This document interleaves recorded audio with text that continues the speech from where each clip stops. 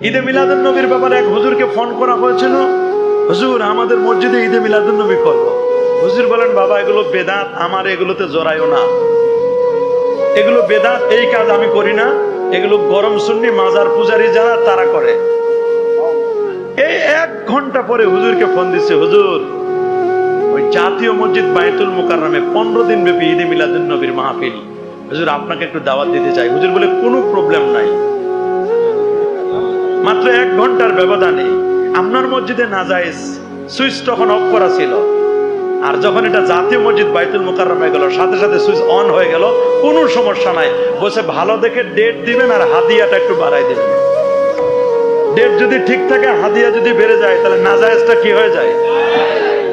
ঈদে মিলাদুন নবী সাল্লাল্লাহু আলাইহি ওয়াসাল্লামের ব্যাপারে কোনো র্যালি করা যাবে না, এটা বেদাত। নবী করে নাই, সাহাবী করে নাই, তাবি করে নাই, তাবে তাবিন করে নাই, মাশাআল্লাহ আলহামদুলিল্লাহ। কিন্তু সিরাতুন নবীর ব্যাপারে মনে হয় সব সাহাবী করছে। সিরাতুন নবীর ব্যাপারে যখন ফেনীতে র্যালি হলো, তখন কারো কোনো ফতোয়া নাই।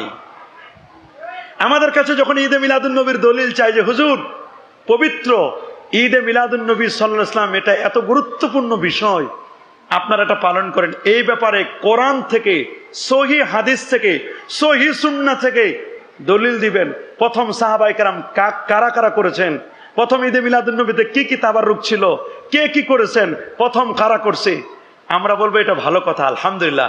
আমাদের ঈদে মিলাদুন নবীর ব্যাপারে যেমন দলিল চান না, আমরা যদি খালি একটু উল্টা করে দিই, খালি একটু উল্টা, যে টঙ্গীর ইজতেমায় সর্বপ্রথম আপনারা যে টঙ্গীর ইজতেমায় মানুষদেরকে জমায়েত করেন, ইজতেমাটা হয়, এই ইজতেমার বয়স কত? আমাদের মিলাদুন নবীর বয়স 950 বছর, ইজতেমার বয়স এখনো 100 বছর হয় নাই পুরা। এটা ইলিয়াস সাহেব উনি স্বপ্নে দেখেছেন, আলহামদুলিল্লাহ একটা দল বাহিনী গঠন করেছেন। আমরা যদি বলি যে গাট্টি বস্তা নিয়ে মসজিদে থাকতে হবে, টঙ্গীর ইজতেমায় যেতে হবে, মসজিদে রান্না করে খেতে হবে, রেসিডেন্সিয়াল আবাসিক এলাকা বানাতে হবে, এই ব্যাপারে কোরআনের সহি সরি দলিল দেন, হাদিস থেকে দলিল দেন। সর্বপ্রথম কোন সাহাবী গাছ করেছিলেন, সর্বপ্রথম কোন সাহাবী সাল লাগালেন, 1 সাল 2 সাল 3 সাল, এটা যদি আমরা জিজ্ঞেস করি, নিজের বেলায় 16 আনা, নিজেরটা ঠিক। আর আমরা ঈদে মিলাদুন নবীর ব্যাপারে বলে এই জায়গায় কানা, এই জায়গায় দেখেন আর কিছু কথা বলেন, নিজের বেলায় 16 আনা আর আমাদের বেলায় কি কানা, দেখে না। আমাদের ব্যাপারে দলিল চাই, খুব বড় বড় দলিল চাই।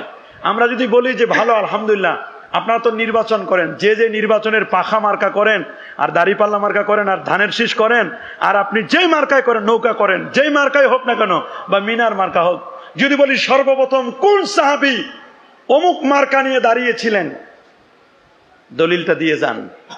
বুখারী, মুসলিম, তিরমিজি, আবু দাউদ, নাসাই, ইবনে মাজাহ, কোন কিতাবের কত পৃষ্ঠায় সর্বপ্রথম কে এরকম মার্কা নিয়ে দাঁড়িয়েছিলেন, দলিল দেন।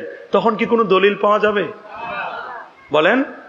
তা আমাদের ব্যাপারে যেটা বলেন আপনারা, নিজের ব্যাপারে একটু চিন্তা করবেন যে আমরা যে ঈদে মিলাদুন নবীর এত দলিল চাইতেছি, আমরা যদি বলি ইল্লাল্লাহ জিকির প্রথমে কোন সাহাবী করছেন, না কোনো সাহাবী করেছে, না তাবি করেছে, না তাবু তাবিন করেছেন, এগুলো অনেক পরের কথা।